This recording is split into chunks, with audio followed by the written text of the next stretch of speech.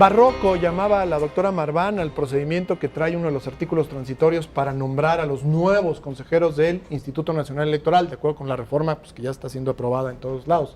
Por lo menos ya van dos entidades, dos estados que lo han aprobado. Decías que había otra innovación, Carlos. Sí, bueno, ahora, como sabemos, ha costado mucho trabajo que la Cámara de Diputados cumpla con el mandato constitucional de nombrar a los consejeros, digamos, cada tanto cuando hay un proceso de sustitución, etcétera. Y ahora en esta reforma se prevé, curiosamente, bueno, está el procedimiento que ya describió María Marván, pero y la reforma también contempla que en caso de que la propia Cámara de Diputados no cumpla con ese procedimiento, entonces, digamos, hay una suerte de procedimiento supletorio que termina en que es la Suprema Corte de Justicia la que va a insacular a ver, yo sí veo aquí una cosa poco aseada, porque además ya es la segunda vez que se pone con ciertas garantías a unos consejeros electorales sí, para con una nueva reforma constitucional borrarlos y cuentas nuevas, y simplemente parece acomodo político, sí, ¿no? Y es preocupante porque creo que aquí hay un tema clave de derechos humanos. ¿Dónde están los derechos que tienen los ciudadanos para garantizar que estos consejeros efectivamente tienen algún tipo de representación o vínculo ciudadano y no simplemente empatías o vinculaciones con los partidos políticos?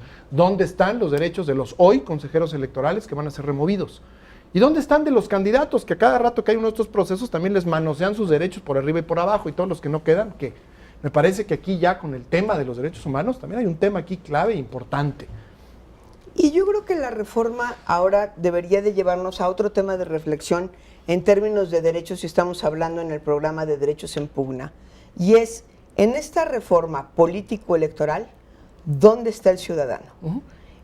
Creo que vemos claramente una pugna muy clara entre partidos, una vez más una reforma político-electoral que se hace al calor de un proceso electoral en donde nuevamente hay la sensación, y quiero subrayar sensación porque nunca se demostró, de que quien no logró obtener la mayoría, llamémoslo así, quien no logró obtener la mayoría, no lo logró por culpa de las reglas y por culpa del árbitro.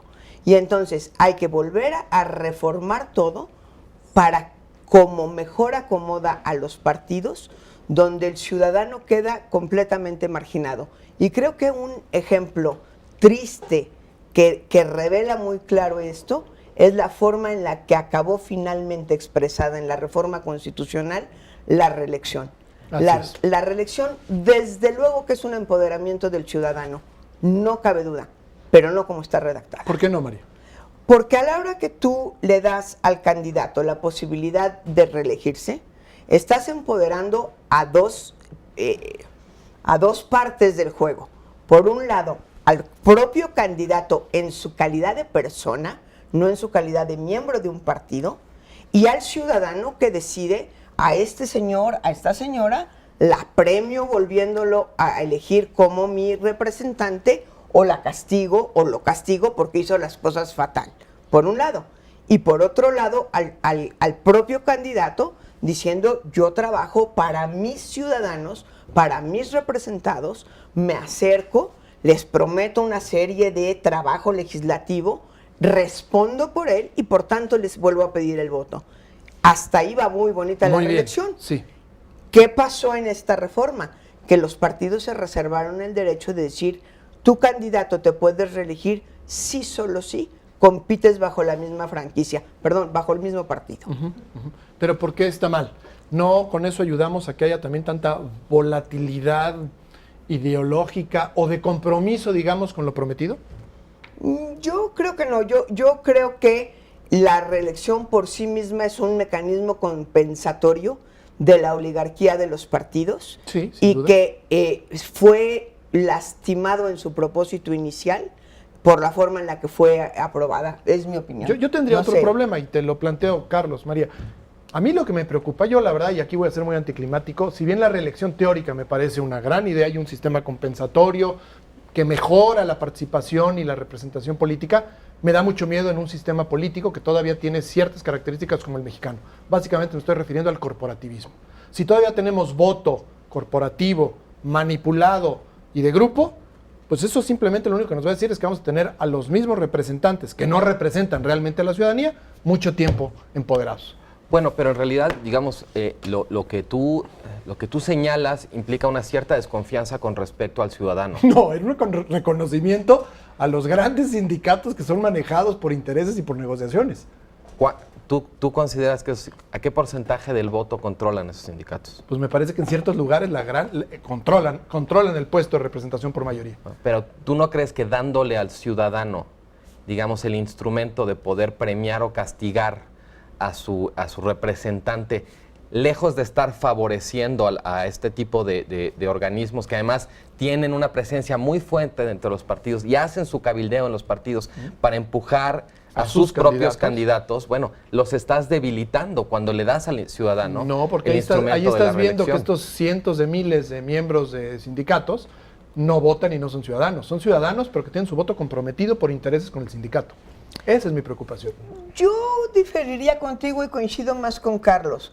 Yo creo que tendemos a menospreciar mucho a los ciudadanos en este país. Que los liberaríamos, aún siendo miembros de estas organizaciones. Yo creo que están más liberados de lo que creemos. Ojalá. Es decir, el voto corporativo a la hora de elegir candidatos está muy comprometido. El voto corporativo a la hora de elegir ya representantes, la verdad es que hoy está garantizada la libertad del voto. ¿Sí? No digo que no haya sugerencias, no digo que no les digan nuestro candidato es este. Volvemos a la discusión del 2012. Se compraron miles de votos. Ahora explícame, por favor, por qué está el voto diferenciado. O llegaron y le dijeron, mira, aquí está tu tarjeta de Soriana, vale nada más para el presidente. No, yo lo veo un poco más sofisticado. Hay bastante más libertad. Yo lo veo más sofisticado, de que verdaderamente los que pertenecen a estas organizaciones tienen intereses en que ellos mismos y sus representantes sean los elegidos y no gente de fuera, porque alguna vez pueden ellos mismos aspirar a Pero esas otra cosa posiciones, importante, esa y están en política todo su interna. derecho, ¿eh? O sea, ser miembro de un sindicato y hacer política dentro del sindicato no está prohibido. Yo no digo que esté prohibido, lo que me parece que esto muy anacrónico es irnos a la reelección cuando tenemos este enorme control sobre grandes grupos, que es lo que estamos discutiendo, que desde mi punto de vista todavía se ejerce cierto control a la hora de votar. Porque pues tendríamos que avanzar mucho todavía en la educación política de la ciudadanía, ¿no? Bueno, con más ¿qué mejor instrumento para promover esa educación? Lo malo de todo esto es que lo vamos a comprobar con la primera elección y donde haya reelección. Y ojalá de verdad yo sea el que está muy equivocado. Bueno, pero y será hasta el 18 además. Pero además no vamos a ver realmente el efecto que hubiéramos podido esperar de la reelección, en la medida que tiene este candado, digamos, de antichapulín, ¿no? O sea, porque lo que hubiera generado una reelección sin ese candado, naturalmente hubiera relajado la disciplina partidista. Un candidato que claramente quiere responder a su ciudadanía y se pelea con el partido que le quiere imponer cosas y dice, pues me salgo del partido, se acabó. No Tiene puede que ser salirse reelecto. año y medio antes de poderse presentar a la reelección. Que no es cuando se pelea, se va a pelear al final, no al principio. Claro. O esperar otra vez ya estando en otra fuerza. Un periodo pero ahí se acabó completo y se acabó el sentido de la reelección, porque hoy la reelección no consecutiva existe. Entonces ahí tenemos una vulneración también de los derechos de representación política de la ciudadanía. ¿Qué otro tema? ¿Hay otro tema importante en la reforma que te preocupe, María, fuerte? A ver, creo que la parte más complicada es toda esta falta de claridad en lo que van a poder hacer los estados. El proceso de transición me preocupa muchísimo. Queda muy discrecional a este INE decir cuándo se mete y cuándo no, ¿verdad? Y me preocupa mucho los calendarios propios para el 2014-2015. Es decir, apenas está empezando el proceso de ir a los congresos locales. En teoría, entre febrero y abril deberían de aprobarse 4 diferentes leyes y el proceso electoral, digamos, el IFE en un calendario normal en marzo tendría que estar empezando a gastar en manuales de capacitación. ¿Cómo va a empezar a planear cómo va a ser la capacitación si no sabe sobre qué ley va a capacitar? ¿Y en qué lugares? Y en qué lugares. Y uno dice muy fácilmente, bueno, pero en el 2015 nos podemos relajar, hombre. Son diputados. Es buena noticia. Pero son 9 gobernadores, ¿eh? Son 9 gobernadores y 20 elecciones locales. Y estas reformas ya van a operar para eso. Claro.